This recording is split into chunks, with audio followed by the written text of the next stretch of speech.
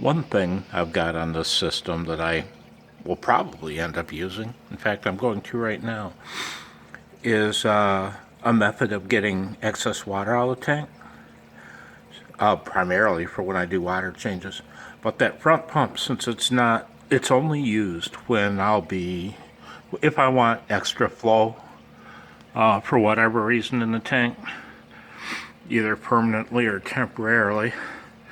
But it comes up to the valve to a T. It's hard to see on this camera, but there's a T right here. Valve, secondary valve, and then a union comes up top to that outlet. Right now, that outlet. If I want to siphon the tank down, I've got a tube I just plug into there. That white fitting will just come off. And I can plug a tube in there that extends. Actually, I've got one that'll extend all the way to the bottom of the tank. And I'll show you why. Right now, though, I'm just going to plug that pump in and show you what I do. And pauses. Okay, I've got the pump. The pump is plugged in. I'm going to open the main valve and it'll start pumping the water up top. Man, that last experiment completely swamped the sump. But anyway, I'm going to open that valve.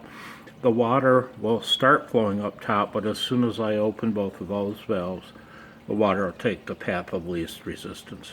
You'll see. You shall see. So the water is now flowing up top. Back down we go. Ooh. Here we go. Oof.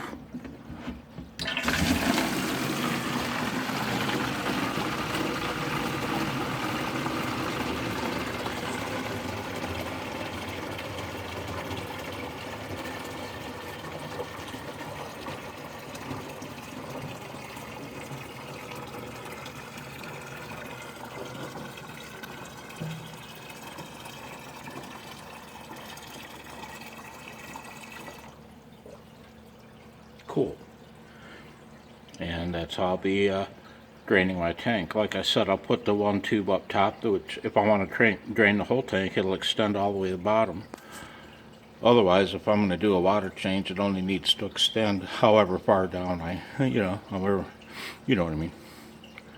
So, or if I want, I could attach a hose to that and run it somewhere.